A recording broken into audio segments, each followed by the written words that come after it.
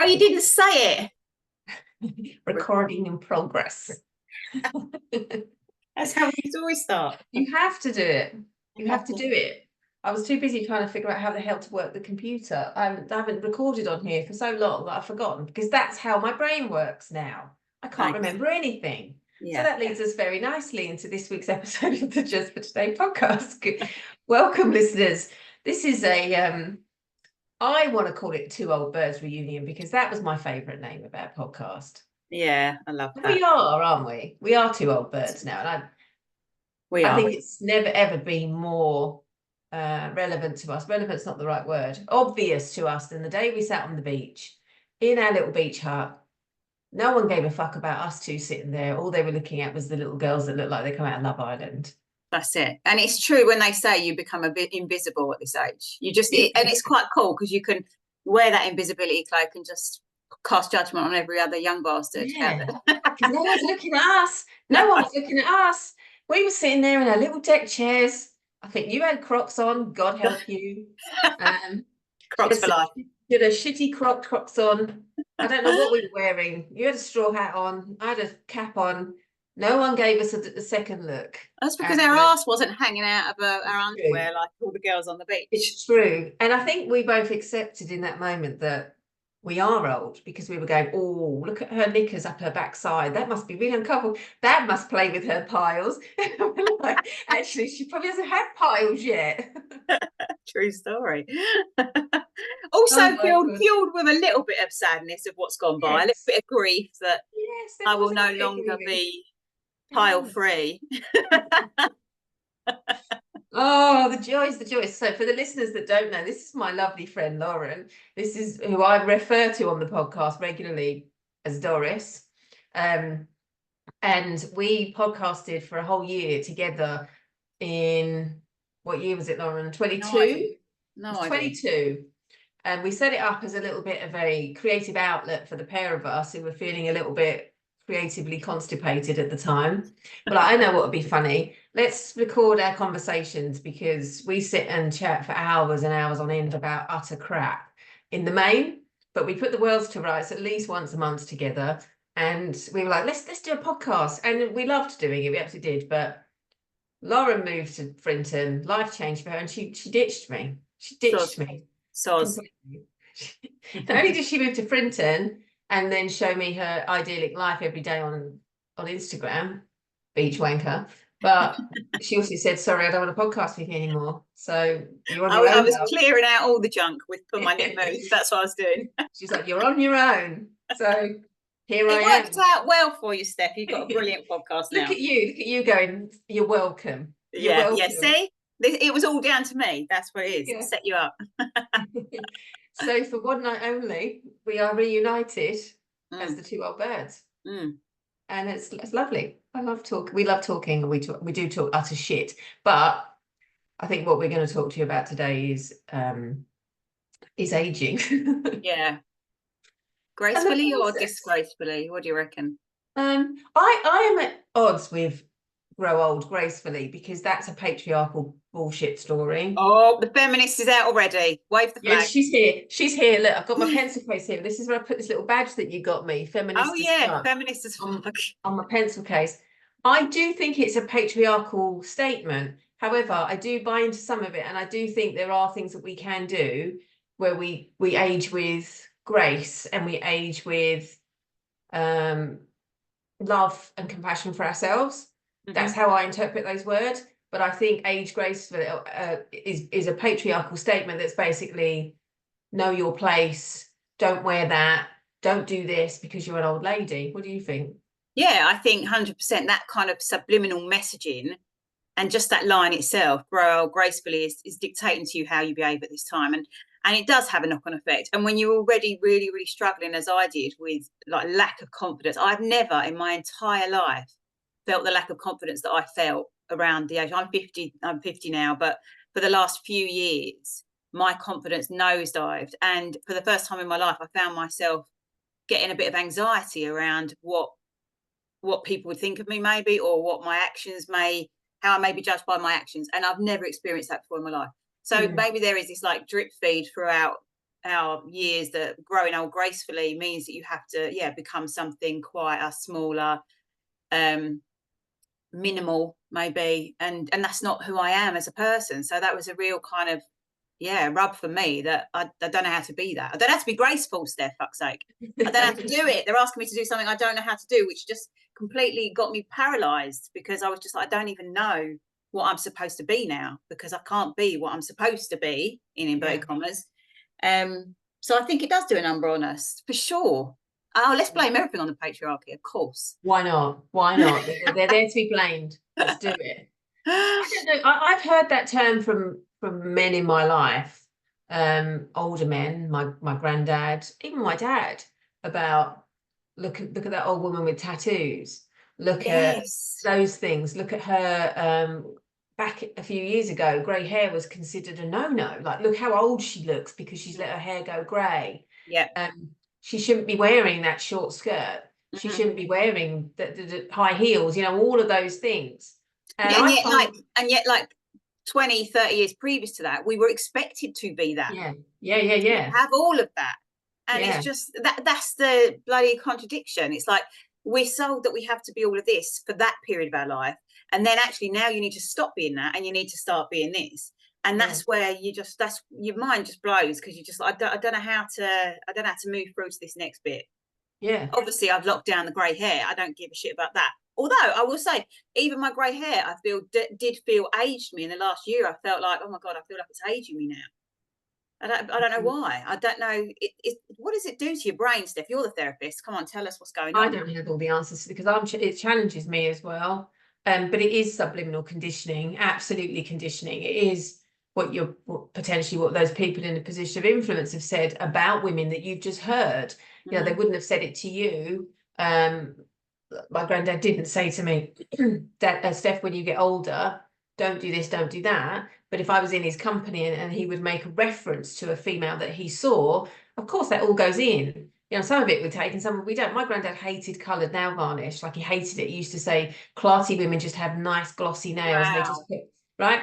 I mean, like, I always have colour on my nails, so clearly I was like, bullshit. I'm not an absolute slut. I am. I'm filth. Absolutely filth. Maybe I do it because it is a big kind of you, but I didn't dislike my granddad. I loved him dearly, but there was those little comments, and even down to tattoos. You know, I know my dad will still make the comment, and even as he's aging now, the filter goes down completely on what they say, doesn't it? And it's quite embarrassing at times. But I can't wait to get to that stage either, though. When you just don't, when you just say what you think, and you're forgiven for it because you're like, well, she's old. Yeah, you know, she's old. And at the moment, we're still not in the stage where we're forgiven for all of this stuff. We're still very much accountable for it. And I do still have a program running through of, should I wear this? Is this acceptable? Should I be thinking I could do this when I should? You know, all of that bullshit. And it isn't one person that's told me that. It's continued messaging about how women should behave. And like you say, we should behave a certain way when we're teenagers. We should be like virgins. And then we should then in our 20s behave a certain way. And then in our and consistently we're told how we should behave through each generation. And I remember, I'm a big Grey's Anatomy fan. I know you're not, but there was a great episode where some old ladies came into the hospital. So it's a hospital drama. And they all had sexually transmitted diseases, and they were in their 60s, right? Well, we've got a ride coming for us, Steph. And they all lived in like this like accommodation that was for the more mature, senior living, as it's called now. And the doctor said to this, you know, what happened? How did you end up with these sexual diseases? And they were like, well, you know, we are in our 60s and no one's looking at us anymore. So we can sleep with who we want. We can drink what we want. We can wear it. No one gives a shit anymore. Nice. So that's how we just have unprotected sex, because of course we can't get pregnant anymore. And it was just this whole, it was funny, but the whole underpinning of it is no one's looking at us anymore. Which is why we can have purple hair, which is why we can wear what we like, because no one gives a fuck about us. And it's funny, but equally it's actually really sad as well, isn't it? Well, there's that transition part, isn't there, where it's like you're transitioning from being under the male gaze to then being invisible and having to turn that into the positive, which these wonderful women have done. you've got to make the positive. Do you know what? We can get away with bloody murder now. No one's. But I think you and I are stuck in the transitional phase now, where it's like, how do I let go of that attention or that part to move into that part? When do we start taking advantage of our new superpowers? It's a transitional phase, and it can go on. I feel like I'm coming out of it now, and like moving into the next bit where I don't give a fuck anymore. But there was definitely a good few years where anxiety took hold, and I didn't know how to dress. I didn't know who my people were anymore. I felt like I didn't know who I was part of anymore. And that kind of, like we joked in the beginning, but that shedding of relationships that no longer serve you, or people that don't fit in with who you need to become. I've gone through that kind of mental process. I feel my circle's got down to basically just you now, Steph. No pressure. No, but my circle has got like so tiny, and I'm talking about family and friends. Reducing my circle down so much, so that I think it's the process, so that I can then become who I'm going to be, and that person is going to be this force of nature. I don't want sexually transmitted diseases. No, listen, right safe there. sex all the way, ladies. But to be able to move into that new version of myself, who is going to be this wild creator, I have to shed who I was, who I used to hang around with, and who I invested in. I think it's not just a process of you alone. It's a process of looking at your whole lifestyle. And maybe me moving to the beach was the start of that. Don't know, but there's definitely a transition going on here, for sure. I think you've had lizards and stuff in the past, haven't you? Yeah. We've talked about this before, this whole shedding, and I use this metaphor with clients because I think it really describes exactly what we're talking about, of this period of when reptiles go into a phase of shedding. They go into like a dark corner. Well, mine did anyway. We used to have a bearded dragon, and you'd know when it was coming up, because he'd retreat and he'd go into that dark space in his vivarium where there was no light, where there was no heat, and he would just stay there. And you'd think, oh my God, is he dead? And he would be there for like 2 or 3 days sometimes, and he wouldn't come out for food. And then when he came out and he'd come back into the light, you could see that his skin was coming away, like he was shedding a whole layer. And then you could just, it would all start to peel back, and he'd go back into the light, and then he would eat again, and he would feel like, and he would be different. His colors were different. His skin looked different. Everything looked different. And it was so incredible to watch, because you just think he knew that he needed to retreat into the darkness. And that could be any kind of dark, I'm not suggesting like depression, but into just like taking himself somewhere that was safe in order for him to move himself into the next phase of his body. And I think that's so representative of what we've been doing. Me and you have experiencing this in different ways, but there have been depths of it that have been quite dark at times for me. Oh, for sure. Yeah, for sure. I think last year, I literally feel like I'm just coming out of that dark space now. And like you say, it doesn't have to be as dark as depression, but it can be a feeling of just feeling really lost, feeling really lost with who you are, where you're going, what you're doing, what's expected of you now. And I think this kind of transition happens throughout all of adult life. So like you were saying, you transition from a teenager to a young woman, to maybe a mother, to a career, to all of these transitions, and each transition will bring a new shedding of some kind. And we're just in that next phase. But I do think it feels really heightened at this age, because you're also dealing with this expectation from society to evolve into what they want from you. And also that goalpost is shifting all the time, because you see the picture going around now of the Golden Girls, and they're like, this was a picture, these women were meant to be in their 50s on the show. Yeah. And that was how 50 was represented then. Well, now the expectation of us at 50 is to be J-Lo, or to be bloody, I don't know, Halle Berry, or one of the beautiful women that are in the gym 24/7. So even the expectation of us as women has really ramped up at this age. So you've got that, as well as all of the other stuff transitioning into, maybe your kids have grown and left. My son is 12, so that detachment is happening now, and that's another part of it, because you're aware that you've got another half of your life to live through that's going to look completely opposite to the life that you've just lived. So what does that mean? What does that look like? How the fuck are you going to finance it? Do you know what I mean? Let's not forget that the pressure to finance this next half of life is strong, because we don't have the capabilities that we used to be able to earn in the way that we used to. It's a whole, it's the biggest head fuckery that I've ever experienced. Oh my God.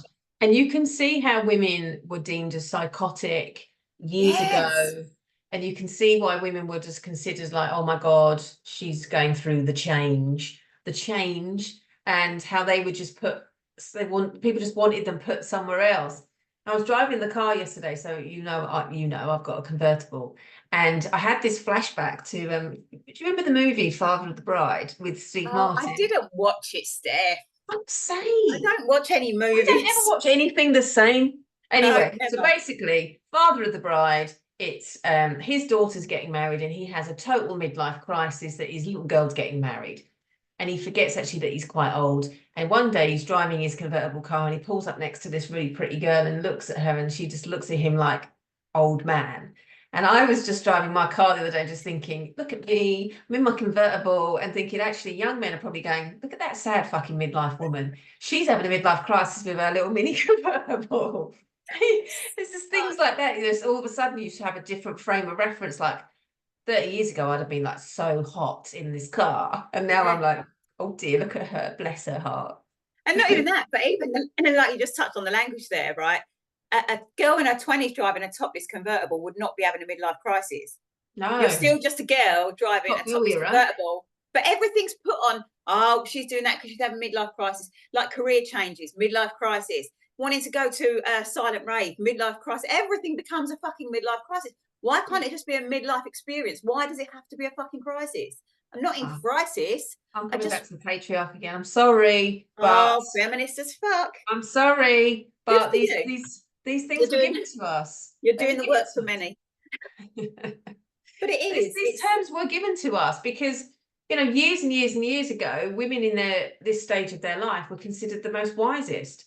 You know, we were wise, we had all the knowledge, we had the life experience, and other women would come to them and want to talk to them in the community and just get them and glean that from them.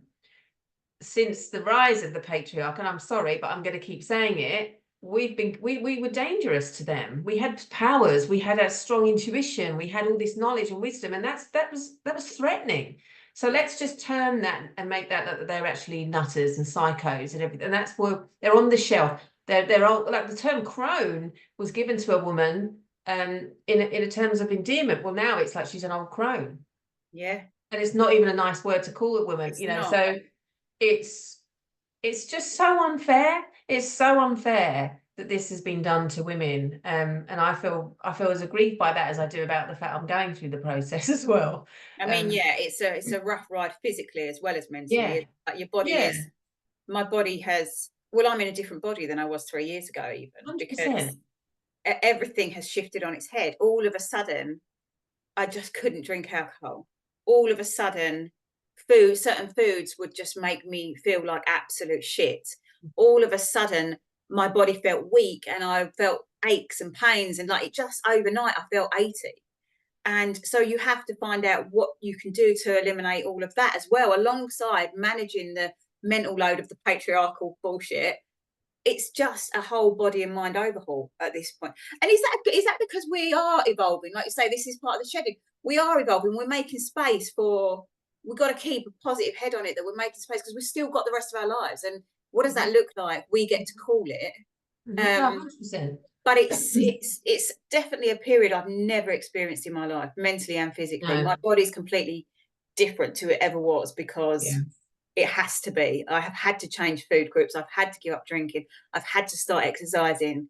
And now, I don't know about you, because you exercise as well, but are you feeling like, why the fuck didn't I make all these changes 30 years ago? Oh my God. Do you know, I said this to my PT the other day. There was an Instagram post that I read, and I can't remember the account, but basically the account said, or the post was, calling all ladies 40 plus to give us some information to women in their 20s. What would you say to them now that you wish someone had said to you? It was a really great post because it was calling in wise, knowledgeable women to the younger women. And actually the interaction was beautiful. And I posted on there, strength training. Ignore all the cardio. Ignore that you should be running all of this. Some people love that, right? But all the noise that I heard was that you had to be running and doing this, and you had to be doing all the step classes and all that stuff that I just don't fit into. Strength training, make your body strong, you know, all of that. That's what I'd wish I'd started doing back in my 20s, that I'd had the people in my life that I've got now that I listen to and that I hold very dear, that you know, their advice is exceptional. I wish I'd had them in my ear and just saying, that doesn't work for you, it's okay.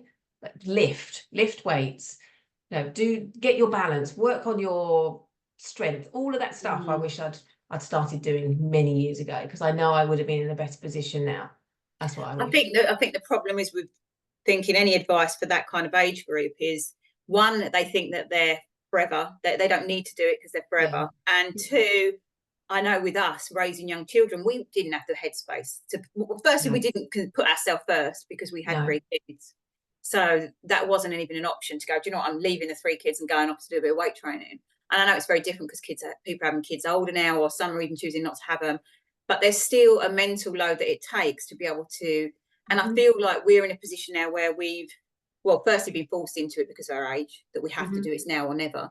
But also I feel like I've got the brain space to do it now, to consider myself first. It's the first time in my adult life that I've been able to put myself first and think, right, what do I need? What's best for me right now? And that's one of the positives of aging, is that you get this extra space to... You do.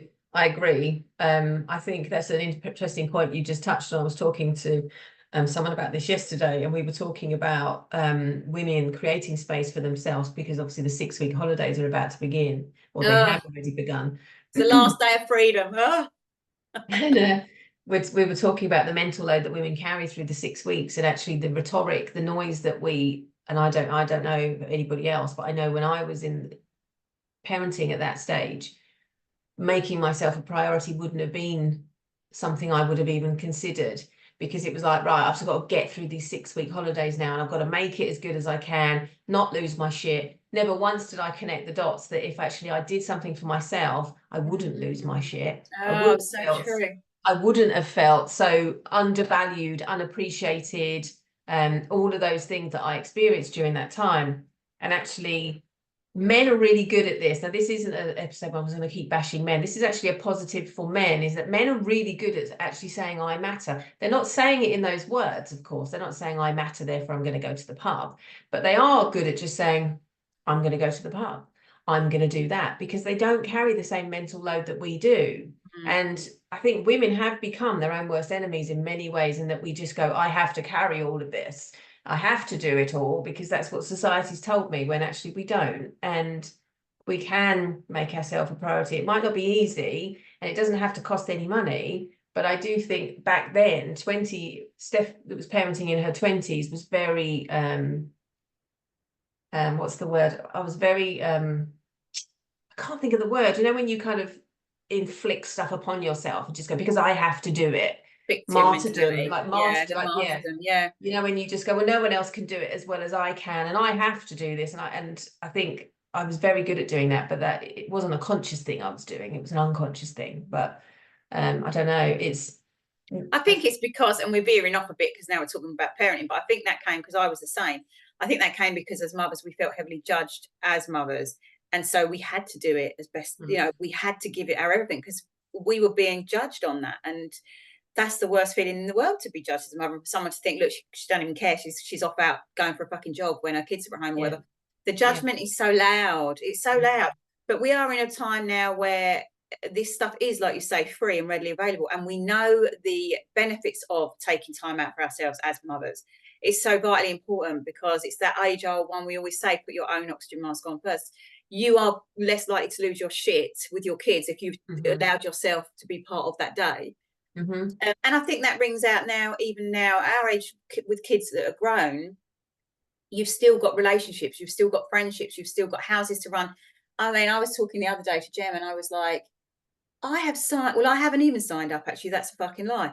But I will be a housekeeper until the day I die. Even when he retires, if God willing, we get to retirement with enough money in the bank, men can give up work and retire. Women will forever be homekeepers, because that's just the social construct of relationships, and it just becomes fallen onto the woman. And I was so fucking angry. But do you know what, Steph? If I said, all right, I'm not going to be the homekeeper, there would be no food in the fridge. That bathroom would need to be fucking police cordoned off. Do you know what I mean? You can't just leave it to them, because they won't. They're not built like us. I know they're not. But I think that does come back to the roles of man and woman, man and female, that have been imposed upon us for many, many generations. Man go hunt and bring food home, and woman makes home look lovely. You know, I think that is the roles that have been inflicted upon us for many, many generations. And there is a change in that. There is that change is coming. You know, if I said to Grange, I'm just not doing this anymore, he would step up, or he would say, right, well, who are we paying to do it then? Yes, that would be Jem. Yeah, that would be Jem. So or who are we going to bring in to do this? Yeah, because they won't do it themselves. No, they don't. But Grange doesn't see things in the same way I do anyway. He doesn't walk in a room and go, oh my God, there's 12 pairs of shoes by the door. Oh my God, someone's going to break their neck. He just steps over. Yeah. No other thoughts to it at all. Because do you seriously consider someone might break their neck falling over a pair of shoes, Steph? Yes. Oh, you do need to take a day off then, because there are shoes all over my house. Playing with that stick, someone might lose an eye. Oh Lord. No, it's I don't actually think that, but it looks just terrible to me. If there's like 12 pairs of shoes at the back door, I'm just like, I can't breathe. I need those shoes moved now, and I will move them.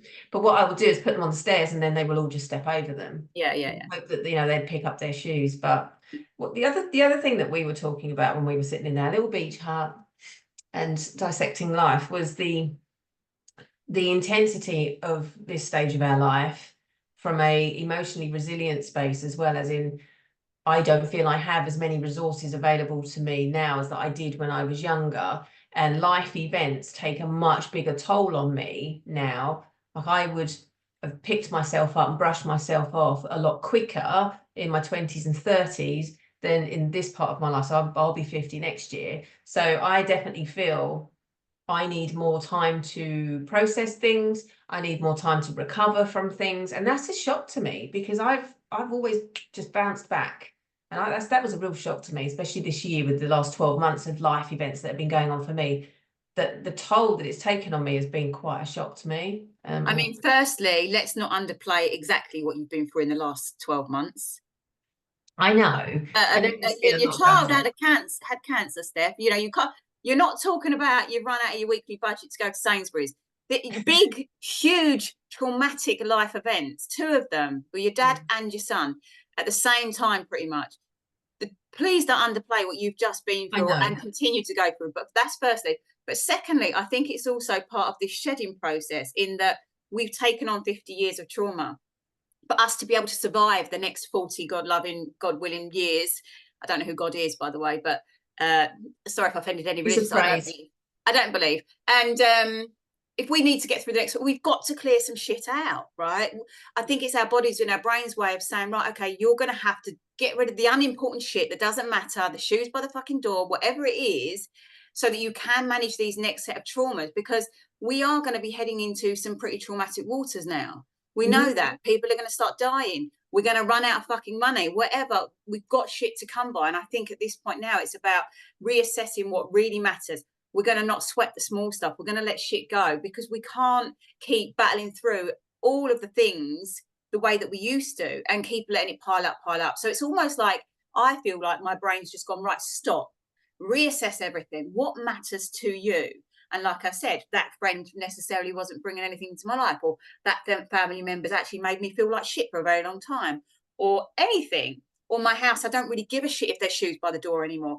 And then it opens space up to be able to get more resilience for the next set of traumas. I really feel that it's that. So it's kind of an awakening to, wow, why am I not coping with this? Oh, because I've got too much other shit I've been trying to cope with. And it makes sense like that. Yeah, maybe it is actually just, the reframe on this is actually just, it's time for you to just not take so much shit on. Yes. You've been carrying for so long. I'm going to give you a break now and not allow you to do that anymore. Whoever that is allowing. Yes. Whatever. But maybe it is just the reward for an intense amount of time where we have parented and we've carried and we've done all the stuff. And now life is saying it's time for a break. So one difficult thing, I'm going to make you rest when those things happen, you know. And I recognize that there's been a lot going on in my life for the last 12 months, but I think there's the awareness is I've had difficult life events before and I've been more resilient, and that's not a good thing, because it made me ill, right? It did. But it's taken my breath away at times, where I get up and think, I feel good today, I'm going to do some work, and then I go, I can't actually do that today. Like my brain just shut down. and just went, no, Steph, we're just going to watch Netflix today. Yeah. And the noise in my head of, I'm just sitting in the day watching TV, that's not right. And Grange works at the bottom of our garden. I'd seen him come up to make himself a cup of tea, and the noise would be, get up, Steph. He can't see you doing nothing. He's going to think you're lazy. Now, my husband would never say this type of thing to me, ever. In a million years, he'd walk in and go, oh, what are you watching? Is it any good? End of, right? But the noise in my head was, you could be doing so much more right now. Yeah. And then you go on the socials and you're watching women in business killing it and doing this and doing that. And then that noise creeps in, even though you know behind the scenes they're probably just feeling the same way that we are at times. But it's so hard to push back against all that noise that says we should always be doing, there's things you could be getting on with, blah blah blah blah blah blah blah blah blah blah blah. It's so tough to push through that. It really is, but I think it's a necessary process. And I think it's, you know what, even the simplest act of saying no to something you just really don't want to fucking do. You know, you're forced into that when you get that, when you're so incapacitated like you were for your burnout, and I had that experience in November last year. It kind of almost makes you realize how fragile you are and how important it is to protect what you have left and to give that out to the people that are worth it and the experiences that you actually really want to do. I'm becoming a bit of a hermit. You know, I say no to a hell of a lot of stuff. I very rarely go anywhere now. And even if I do get an invite, I've got to go to my mum's at the weekend. Oh, God. And I'm already trying to talk myself out of it. Straight away, my head's like, right, do you really want to do this? These are the obstacles in the way. Are you willing to climb these obstacles to do the thing? And it's perfectly okay, even if it's a mum's barbecue, to say, no, I don't want to fucking do it. And I'm just getting really rebellious. I think because I got crushed to the point where I felt so insignificant that I'm kind of smashing out of it with this new rebellion of like, fucking hell, time's running out. I'm not wasting any more of it. And I'm going to preserve my energies and my mental health for the traumas that I know will be coming up. Because I don't want to live in that culture anymore where we are doing and berating ourselves for not doing. You saying that about laying on the sofa watching Netflix, no doubt you're watching something absolutely shit from about 30 years ago as well, by the way. Listen, there's nothing wrong with the Dallas Cowboys cheerleaders, all right? What about Karate Kid? Oh, don't you get on my Ralph Macchio. Do not go there. But like that internal battle of like, we should be doing something. And Jem's exactly the same as Grant. You wouldn't give a shit if I laid in bed all day. In fact, he just brought me breakfast in bed on a Friday morning, because why the fuck wouldn't you? But I you know, that's the battle you have to have, is like, I don't give a shit if I'm even judged by my own husband. You get to that point where you're like, I am going to be so 100% okay with my choices and what I'm going to be doing next. If you don't like it, you're going to have to fuck off. That's the kind of headspace I've got myself into, because I got so frustrated with considering everybody else and feeling like I had the weight on my shoulders and, oh, poor broken me, and I've got the menopause. No. Drag yourself out of it. I've got a wise friend that told me, when you feel like that, pull up, get your nose of your plane up off the ground and pull up and be like, do you know what? I'm really sorry. So this kind of like, who I used to be, not giving a fuck what anybody thought about me, has come back tenfold. Like, I know, brace yourselves, people, because I really do not give a fuck. Even to the point where Instagram for a period felt really fragile to me, and I couldn't speak and I didn't want to open my mouth. And now I'm getting quite vocal on there within reason, because, you know, I've still got a business to run, but I'm feeling that I'm allowed to. I'm giving myself permission to, because I know that even if my circle is just 3 fucking people who really care deeply about me, everybody else can have whatever. Who's the other 2, motherfucker? Well, hang on a minute. I've got 4 kids, so the equation's just not equating, is it? Let's be honest. But like, yeah, I can't give time, energy, patience, or anything to anybody that is not inside my circle now. I won't do it. Yeah. I said, I'll tell you what, I even asked the other day to record this on at 7 p.m. one evening, and she went, no, mate, I'm done at 5. I said, okay. I had somebody ask me to go to something the other night, and I just go, I don't physically work past 5, and I'm not talking about a job. I'm talking about my brain, my body. I am not doing it. I'm not giving them my evenings to people. That is time for me. I go to bed at 6:30, so I don't even sit with Jem. He doesn't even get me in the evening, because I know how precious and important it is, that time just for me to sit and watch. By the way, I love Dallas cheerleaders. Oh my God. Yeah, so you're just going to get to this rebellious phase where I feel like I'm just stepping into this rebellious phase, but I did not think that was ever going to come back. I was stuck shedding in that under that little cave for a very long time. Yeah. And we talked about the other day the fun aspect, because when you're in that phase, you there's and no we can't find anything that we both enjoy to do for fun. Well, no, tell them about the voice notes the other day. We decided that we spend a lot of time together, and usually it's by the sea, in a spa, or in a coffee shop or somewhere eating. That's generally what we do when we're hanging out together. And we were like, let's do something else. Let's bring our inner child to life. Let's do something really childlike. Can we find something? No. I want to go roller skating. She won't come roller skating with me. And we were back and forward, back and forward.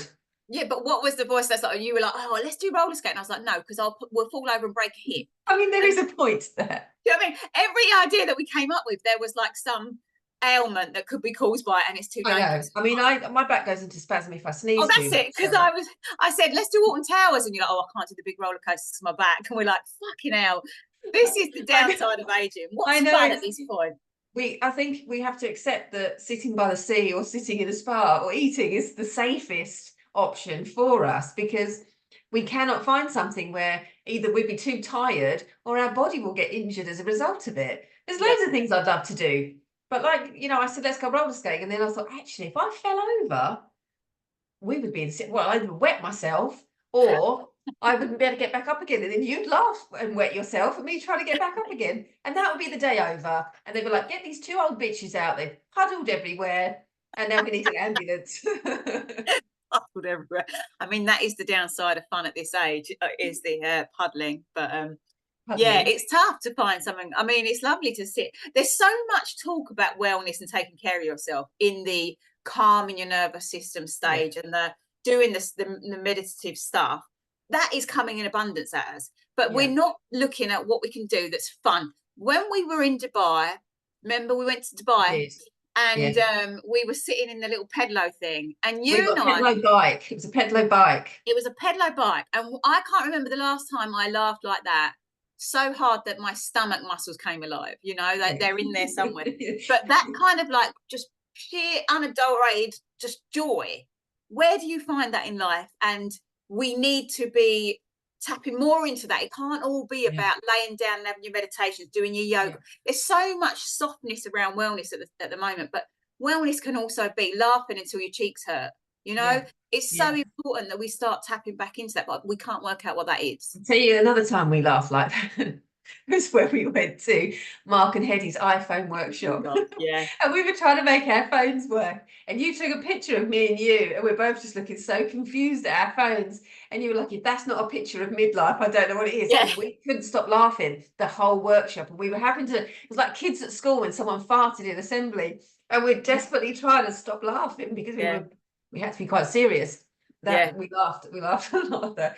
Next to the whatever you call it, the soundbite for this podcast episode on my Instagram, I'm going to put us in the pedalo, because that was so much fun. We did laugh so much on that pedalo. We really did. Just so brilliant, and it was impromptu, but we do need to. I went to another reason why it's becoming evident to me that I don't do it enough is that I went to All Thought on last weekend with my sister, and I mean, it's really inappropriate, so again, God forgive me, but on the little island that she's been laid to rest on. Princess Diana's resting place we're talking about. Oh, sorry, Princess Diana's resting place. Forgive me again for being a fucking royalist. I'm not a massive royalist. I just love a stately home. But anyway, I digress. The point being, we were sat by that lake and we just got the terrible giggles. But I mean, it was inappropriate, Steph. I think the security guards were going to come and hoik us out, because we were meant to be sat there for a moment of reflection. But the more we kept laughing, the more we were making each other laugh. And it was that stupid, just this is so not funny, but can't stop laughing. And it really highlights to me those little tiny glimmers that we've had. I mean, this year, can you count on your hands how many times you've laughed like that? Not many. Twice this year, Dubai and at somebody's resting place. I mean, I'm a savage bastard, but it just really flagged up to me that I need to do more of this in the next half of my life. I need to do more of this for sure. Finding stupid things like. And I've done the whole colouring in and the whole mindfulness. I've done it to death. And actually, I read last night, I wanted to tell you about this, because I read in Women's Health magazine last night, Yeah, because I'm that woman now. I've got a subscription. Women's Own. No, it wasn't. It's the actual Woman's Health magazine.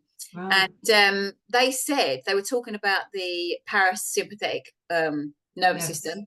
And they were saying that we're told, and I've been saying this to you recently over the last few weeks, get your nervous system in order, get your nervous system in order, do everything you can, hot baths, meditations, sensory downloads, blah, blah, blah, blah. In this magazine, it said it can work in the other way as well. And this made me think of you, was that you can go too far into that relaxing your nervous system and it cannot come back out. So you're frozen. Motivation. So we've got to be very careful. We've got to balance it out. Yeah, I spoke about that in last week's episode about getting stuck in the feelings. And actually you come up in that, and I talk about the whole pull up, not nappies, actually pull up your plane metaphor, in that I got so stuck in my feelings, in that I couldn't get out of them. And I'd gone from the the whole allow it, feel it, fuck it. I was stuck in allow it, and I couldn't get to fuck it. And I was talking about, you said to me, come on now, pull up, woman, get out, get the fuck out. And you prescribed me Friends, and I've been watching it every day. Because that's your thing, right? Because it's my thing. I absolutely love Friends, and I've been watching at least one episode every day, and it just makes me laugh. And I can speak the words that they do, and I talk as they're going to say the funny bits, and it made me feel really good. So you can absolutely get stuck in there as well. Yeah, it's really important that we find the balance between just having a fucking laugh at something, and it can be something as simple as putting on an episode of your favorite comedy. We're going to see Russell Kane. We're going to laugh that night, Steph. That's going to be, I've got that chalked up for being one of my fun things. But I'm really getting curious around this kind of like, where can I find some fun? The joy. It's the joy. Right. Even at 50, we've got to start finding it, because it's very easy to get stuck in that, I'm just old now, we don't have fun anymore, I've got to be the XYZ, Parents are getting sick, blah, blah, blah, blah, blah, all of that stuff. Older people around you are depreciating, and all of that stuff. And it is stuck to get in there, and it is about finding the joy reconnecting to it. You can talk on that better than me, the parents thing, but you're obviously going through it with your dad right now. How do you manage to, when you're in it like that day to day, and many people will be, I'm one of 8, so thankfully it won't fall on me because I'm a baby, but how do you find, what would be your prescription for somebody who is caring for parents and children at the same time, and still now has to find a bit of fun? How can you find fun in that? It is really difficult, and I did find myself just getting stuck in this is just horrible and I don't know what to do. And I was taking on my dad's feelings as well, being an empath as well. I was absorbing his emotions and everything else. And because the sun is finally shining here, what I do when I leave my dad's is I take my roof off, and I'll just let the wind take some of it away, and I kind of detach myself from some of it and just stay in the moment. What's true? He's definitely getting better. That's true. It's slow, sure, but he's getting better every day. And I'm now choosing to look for signs that he's slowly coming back to himself. And that's what I'm doing right now, because it's the one thing that's stopping me thinking, is he ever going to get better? Is this it? Is this now my dad for the future? Blah, blah, blah, which is just far too sad to even comprehend. So, because it's not true either. I don't know that to be fact. So I'm staying in there just for today, because it's keeping me sane right now. Because I do have to come home, and I do want to work because I love what I do. But I've found it really difficult to work throughout this period. I did kick myself up into action this week, and I am now working again. But I have found it really easy just to go, no, I can't possibly take anything else on, and got into that space. But enough's enough as far as I'm concerned. It's like, no, look for the signs. He is improving slowly, yes, but he's improving every day. What's true for today, and that's kind of what I hold in my head, really.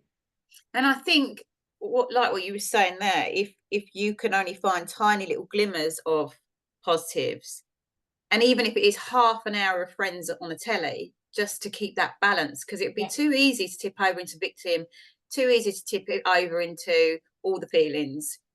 It's so important that you keep the balance of this fun bit that we're missing. We're missing fun. I mean, listen, the world is fucked right now. We've just been through a major election. We've got 2 fucking wars going on. Microsoft have sorted out the whole world right today. All websites are fucked. I haven't had an order in a worrying amount of time because it's affecting absolutely everything online. It's very, very hard now. I think now has got to be the hardest time that we've ever had to dig deep. but it also tells us that now is the time that it's the most important that we find the fun, because we're going to need something to carry us through. So whatever fun looks like to you, but I really don't advise colouring in being fun. That's not the kind of fun I'm talking about. Yeah, but it's not like, you're not I'm talking about belly laughs. I'm talking about like where you have a physical response to something, not just like, oh, this is nice because I'm not being asked to do anything. I'm talking about, oh my God, my sides hurt, my cheeks hurt. That kind of childlike fun that is missing so much. Yeah, I agree. And it's a whole, as a whole episode we could do here on the detachment of the inner child and how that all happens. And actually, it's really important that we bring her forward in these moments, because our 7-year-old self might have experienced difficult times, but she will remember being able to just play with her imagination and putting on shows and dressing up and all of those things. You were feral, so you were probably down the high street age 5. Yeah, but you might have enjoyed that in your nappy. Who knows, right? But it's probably shoplifting at that point. Bringing home something for dinner. But there are things that we can recapture from our youth that really made us laugh. Like, I used to love spinning. I ain't gonna go in the garden and do that now because I put my back out. But there are things that you can do, and I'm actively seeking those things now. And I do enjoy when I take the roof off of my car, because 15-year-old me shows up and she's like, we fucking did it. Everyone told us we couldn't have a convertible, but we got one. So there we go. So it does give me immense joy, and it fully oxytocins me throughout. And that helps just to shed when you are going through a difficult time. But, having the right people in your network is the most important thing. And what we've spoken about today, like, our circles are very small. Mine's very small as well. And, that person that you reach out to, that's not only going to have your back when you're in dark times, but you need the person that can also just say, shut the fuck up, woman, as well. And that's what we have. That's why we voice note nearly every day and we talk shit to each other, because it helps bring back that fun. We take life so seriously sometimes, and we forget.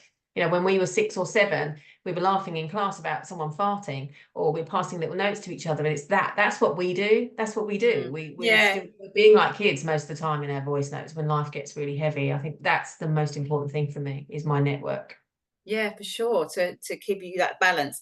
I've got a question, a therapist question. I'm just curious about. It's not even anything really to do necessarily with what we're talking about, other than the inner child. But what if there's just when you said when you were a kid and you had these fun times, what if you were a kid that's like had a really hard, horrible child life and doesn't know what that fun looks like? How are they tapping into that?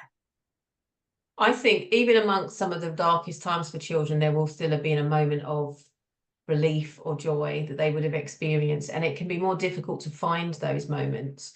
I was talking to someone this week about it, and she was like, I just can't remember any.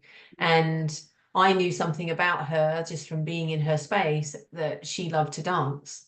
And she loves to dance. And I said to her, you love to dance? And she said, oh my God, you're right. And now she's able to associate, and she remembers being young and dancing, and she's now able to associate the two as her inner child showing up. And now she's seeing it. And it's just tiny things like that.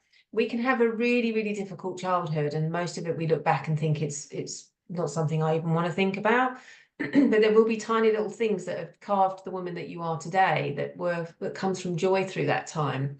And it could just be that a very kind person gave you a chocolate bar, and it just made you feel valued, or someone cared about you. And now when you open up that chocolate bar, you feel happy and you feel joyful. It's tiny little pockets that we can pull in, but we're often so busy looking at the really difficult stuff that we can't remember that our inner child also has a lot of joy and happiness in her as well.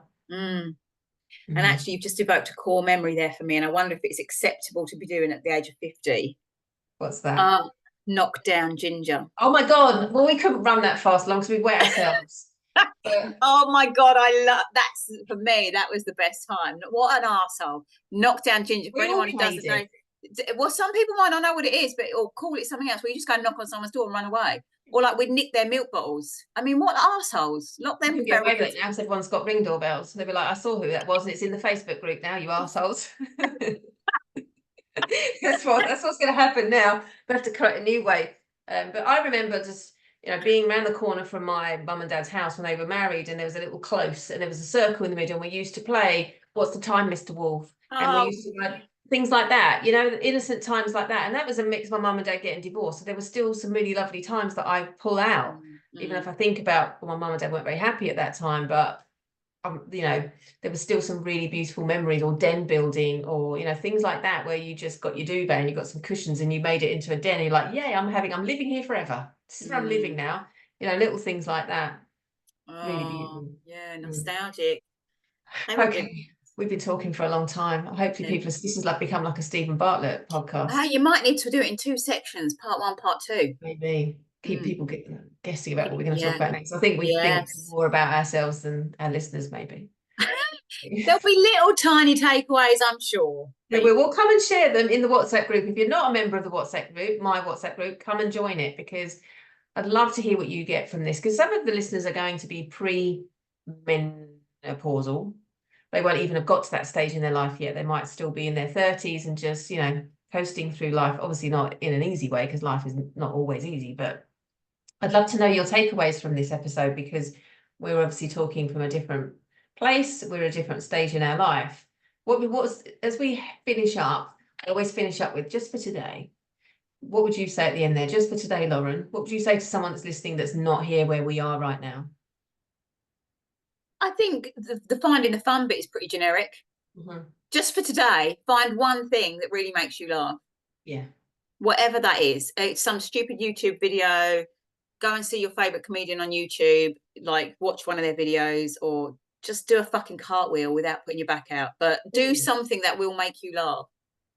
Oh, I thought doing a cartwheel, I'm thinking, oh, my wrists would hurt. Before I've even got my legs over, if I could even get my legs over. And you have to tuck your little dress into your pants like you used to at the edges, at the sides. Yeah. Remember that? Oh, I love that. Yeah, do something fun today. Yeah, wonderful. Thank you so much for joining me, Doris. You're As welcome. always, it's been a great conversation. I hope everybody that's listening has thoroughly enjoyed it. Possibly. Me too. Cool. Have a good day, babe. How do I stop this recording? How do you stop the fucking recording? Oh, there. Stop.